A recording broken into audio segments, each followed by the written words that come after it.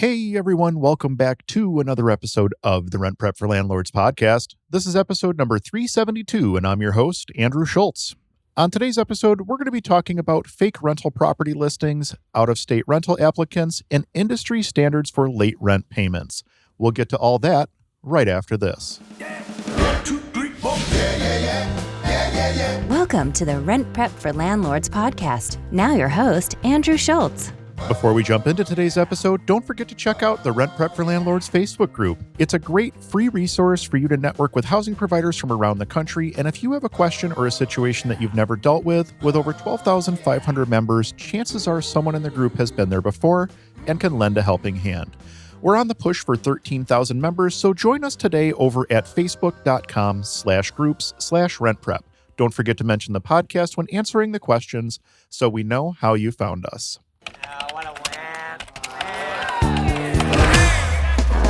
Forum Quorum, where we scour the internet for ridiculous posts from landlords and tenants. This week's Forum Quorum is an all too familiar topic, unfortunately for many of us. It's all about fake rental property listings. Let's go ahead and take a look here. This one came to us from the Rent Prep for Landlords Facebook group.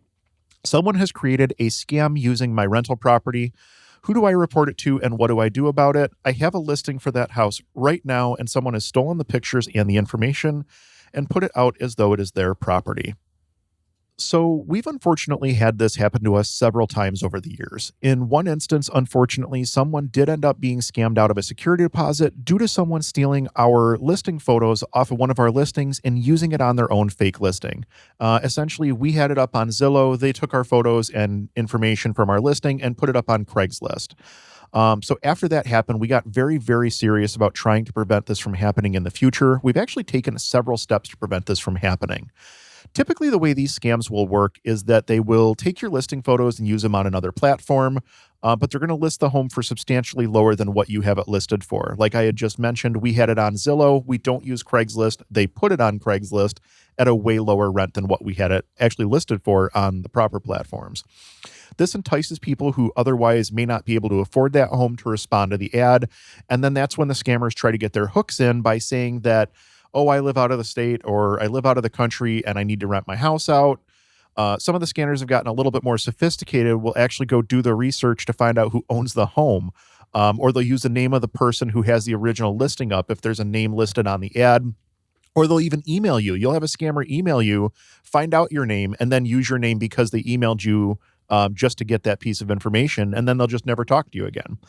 Sometimes you just wind up with a random name. It really depends on how astute the scammer is. So usually it'll be someone who has to remain outside of the country for work or school purposes, something along those lines, and that means that the whole process has to be done remotely. So sometimes they'll ask you to fill out like a basic rental application, which may or may not include asking for your social security number, but typically your social isn't the main scam here. They're looking for money. If they do get your social, they may sell it to somebody else or use it in a different scam, but really the goal in this scam is not to get your social security number. They just want pure cash, plain and simple. Either way, once you complete the application, magically you're going to be approved no matter what, and they'll want you to send them some sort of a security deposit. After that, they say that they're going to send you the keys. Typically, they're going to want this deposit sent via a wire transfer, a Western Union, something along those lines. Some of the scammers are starting to use payment apps. I know that there's one out there that does not allow you to reverse transactions, but honestly, I can't remember which one it is. Typically, that would be the one that they're going to use, obviously, so you have no recourse after you discover that you've been scammed. And then once the money is paid, obviously no key ever gets sent, and the person just kind of disappears off the face of the planet. So you might say, why would someone give a security deposit before they've even had an opportunity to take a look at the property? Well, usually there's some sort of an excuse, something along the lines of, oh, I'm working on hiring an agent, so I don't have anyone there to show the house yet, or something along those lines. It's basically all about getting buy-in from whoever it is that they're scamming, and if somebody's hot enough on that property, they may fall for it. There's also about a million different variations on this exact scam, and I'm covering just one of the more basic instances of it. I've heard of instances where locks have literally been changed to permit the scammers to actually provide access to the property for showings. Like, that's next level. Usually they'll even have somebody put a lockbox on the doorknob And then they can have people come and go and look at the unit. Like, that's a next level scam, and it does happen out there. I've also heard of a very few issues with self-showing lockboxes. That's another topic for another day altogether. But honestly, this has been an ongoing scam for as long as I can remember. And I've been in the industry for, I think, 13 plus years at this point. The best ways we've found to combat these types of scammers are to watermark your listing photos, be cautious about the information that you put in your ad, and hang signs inside the property indicating who owns it and alert people to the possibility of scammers. To get into that a little bit further, with the listing photos, the easiest possible thing you can do is put a watermark across the photo with a phone number or your company's name, something along those lines that would prevent the scammers from essentially using your photos on their listing without it being blatantly obvious that the photos don't belong to them. Don't use the property address. That just reinforces the validity of the photos, as the location is going to match the watermark. So don't use the property address. Use something like your company name or a phone number or copyright 2022, own Buffalo Inc., something along those lines, such that it doesn't you're not putting the property address right on all of the photos. So how do you actually go about putting a watermark on a photo? Generally speaking, it's not as complicated as most people want to make it. Any phone will have some sort of a basic photo editing application on it where you can add text, and that's literally all you have to do. At its most basic, that's it. That's all you have to do is get text on the image to prevent somebody from being able to use that image on their own listing. Of course, you can sit and play around with the settings on the text like that and make it a little bit more transparent so it's not so obtrusive in the photo. But at the end of the day, the goal is to get the text on the photo. You can do it on a computer with pretty much any basic paint application. You can do it on pretty much any smartphone with the built-in editing software that's on every phone at this point. There's really no reason not to be able to watermark your photos. There's also apps and websites and things like that you can use if you want to complicate the process a little bit further. But it's really very basic at the end of the day. Just edit the photo, throw some text on it, and make sure that the text is across the center of the image so that it can't be cropped out. You don't want to stick your text in the corner of an image, or you're just going to wind up with crop photos of your property online as opposed to full-size photos. Run it across the center of the image. That way it's very, very difficult to remove the watermark or crop the image in such a way that it would still be usable. At the core, like I said, that's the goal, is just get that text on the image. That's really what you're trying to do there. I also mentioned hanging signs inside of the property. We started doing this after we had that scam occur at one of our properties. And essentially what we do is we use like a bright orange printer paper and print a basic sign that says, if you are not viewing or leasing this apartment directly from Own Buffalo, you are being scammed. Do not hand over any money or sign any lease unless it was with a representative of Own Buffalo. If you suspect you are being scammed, please call the police, followed by calling Own Buffalo at, and then it lists our office number. That's literally the exact text from our signs. Feel free to use it. We put these up in a couple of different places. If it's a first floor unit, we will put one inside the front window so that it can be viewed from outside. We also place them inside the unit on whatever wall is opposite the entrance that you walk in from. So it's one of the first things that you see when you walk in. We also put one in the bathroom on the mirror. And we do that such that in the event that you do wind up with a scammer that somehow gains access to your unit, the hope here is that maybe they don't catch the last sign in the bathroom. And then when they send someone through to look at the apartment after the fact, we hope that they see the sign and hopefully they're saved. I think it's normal to be concerned about scammers in the market at this point, to be honest with you, especially when it comes to leasing your own properties. Understand that there are always going to be people looking to scam other people, and there are always going to be people who will fall for those scams no matter what. You could take every safeguard in the world, and somebody is still going to wind up getting scammed once in a while. Everything that we've talked about here is a good preventative, but scammers keep getting more and more clever all the time. The worst part is that there's very little recourse in this entire situation for the person who does wind up being scammed, and generally those are the people that are most vulnerable and least able to recover from something like this in many instances. Taking a few steps on the front end could very well prevent somebody from being scammed. So thank you for thinking ahead, thank you for thinking of other people, and best of luck in your search for a new tenant. Water cooler wisdom. Expert advice from real estate pros. In this segment of Water Cooler Wisdom, we are dealing with distance. Let's go ahead and jump right in here. We are looking to rent a room of our house out to a person who is moving here from out of state, 3/4 of the way across the country to be exact. When we met her originally, she was here looking for places to rent, but she has since gone back home. How would you go about getting the rental agreement signed and collecting the security deposit? And this one comes to us via the Rent Prep for Landlords Facebook group. So there are actually a few different ways to handle this situation.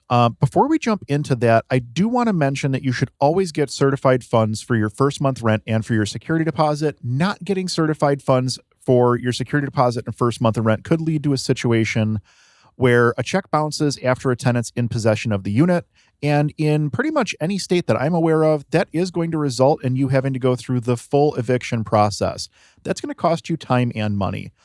So as a general good business practice, always get certified funds for your security deposit and the first month of rent. Moving on, there are several methods for handling the lease signing and the receiving of the security deposit funds. There's always the tried and true method of mailing the lease to the tenant or emailing the lease to the tenant and having them print it and sign it and mail it back. They can mail their certified check back to you at the same time. Obviously, this is the slowest method. I don't recommend this. The next best option would be sending the lease, have the tenant print it, sign it, scan it, and email it back to you so that you can print it, sign it, and scan it back in. It's better than mail, but it's still a lot of work. Not the worst option, certainly better than a fax machine, certainly going to be higher quality than a fax machine, but you do lose a lot of quality when you are printing, scanning. So the recommendation I have here would be use a site such as DocuSign or HelloSign. I believe that those sites both offer free trials. And essentially what you would do is upload your doc file or your PDF file to their website. You're going to add the names and email addresses of the people that need to sign it, and then you're just drag and drop where they need to sign, initial, or date. And sends it off to their email. They digitally sign it, and it comes back to your email. You digitally sign it, and then everybody receives a finalized copy. It's got to be the fastest and easiest way to get a lease signed in 2022. Most people at this point are pretty comfortable with doing some sort of electronic signature just from the last couple of years. I mean, there's been so much that's moved to digital in the last couple of years that wasn't before. I think a lot more people now are comfortable with doing the digital signature thing that maybe were not comfortable prior to this. If you are going to use any of the payment apps to receive your payment, my recommendation would be that you review the terms and conditions prior to using those apps. So when you're talking about receiving that security deposit, some people are going to use apps like PayPal or Venmo, Zelle. There's a few of them out there. I'm sure I'm missing a bunch of them, but you need to understand the terms and conditions prior to using those apps. Some of those apps will allow for payments to be clawed back well after the payment has been made, like 30, 60, 90 days after a payment has been made. And that could put you in a real nasty situation if somebody claws back their security deposit, for instance. So some of the apps specifically state for personal purposes only, and collecting rent is typically going to be seen as a commercial transaction. So you may be outside of their terms of service just by collecting the payment altogether. Some of the apps charge fees. Some of the apps take several days to get funds from the app to your bank account. So there are a lot of things to consider there when you're talking about doing digital payments and things of that nature. Once you start to scale up and have multiple units, oftentimes it'll make sense to get some sort of a property management software that'll have some sort of an online portal that your tenant can log in and make their payment that way. But again, that's more of something that you're going to be looking at as you start to scale up. There's a ton of recommendations out there a ton of options out there in terms of property management softwares. That's another topic for another day altogether. But at least you have a couple of different options here for how to go about getting that lease signed and then how to go about actually receiving the security deposit and receiving those funds early enough that if you have to wait for a check to clear, that you do have time for that check to clear. I think that we may do a deep dive into some of the payment platform apps in the future. That is a question that we've actually had come in a couple of times now about the different apps, which one is the best. So we may actually do a deep dive on that sometime in the future. Let us know if you're interested in seeing that, by the way. Drop us a comment either in the Rent Prep group on Facebook or send us an email via the Rent Prep website. The bottom line here is that you need to make sure that you have a fully signed lease and cleared funds for your security deposit and your first month's rent prior to that tenant moving in. Once that tenant moves in, you're never again going to have the opportunity to get paperwork signed or get funds into an account. Avoid a potential argument by having a good process in place to protect yourself. We're going to wrap it up this week with another water cooler wisdom. This one is on late payments. This one comes to us via the Rent Prep for Landlords Facebook group. Let's go ahead and jump right in here. What is the industry standard for late payments? How many times does a tenant have to pay rent late before they are considered undesirable? Tenants think they are doing well if they pay rent late frequently because the landlord did get the rent and the late charge. If a tenant is otherwise good, would you rent to them or renew their lease if they paid rent late, say 3 times in 10 months? I'm scared every time the rent is late that this is the time that I will have to file for an eviction. Anyone else feel this way about late rent payments? And again, this one comes to us via the Rent Prep for Landlords Facebook group. So I don't know as though there's so much an industry standard for late rent payments as there is state regulation with regards to late rent payments in many states, if not most states at this point. For instance, here in the state of New York, and I'm going to preface this by saying I'm not an attorney, obviously consult an attorney if this is a situation you're dealing with. A residential lease here in the state of New York is bound by the state statute, which says that there's a 5-day grace period for the payment of rent after that rent is due. So if your rent's due on the 1st, it's not technically late until after the 5th. And then there are further caps on your late fees. And then there's language in the law that discusses when you can serve late rent notices, how they can be issued, how long of a time frame the notices have to provide the tenant to pay the rent, et cetera, et cetera, et cetera. There's a lot of regulation in this state. I understand that New York State regulates things a lot more than some of the other states do, but pretty much every state is going to have some form of regulation as to how late rent, late fees, notices, things like that have to be processed. So my recommendation would be start with your state law to determine what constraints you have to work with at that level. If you manage or own property in a less restrictive state, I'm certainly a bit jealous of you. Things have gotten to the point here in New York where there's a lot of timelines that we have to adhere to, which in many instances slow down the process. I mean, that's another story for another day. We could go off on a rant on that for a good long time, but I would love it if we were a little bit less regulated, but I understand that we do have the regulation and we have to operate within it. If you're in a state that's regulated, you have to do it too. So that's really going to become what your standard is, more so than an industry standard, if you want my opinion on that one.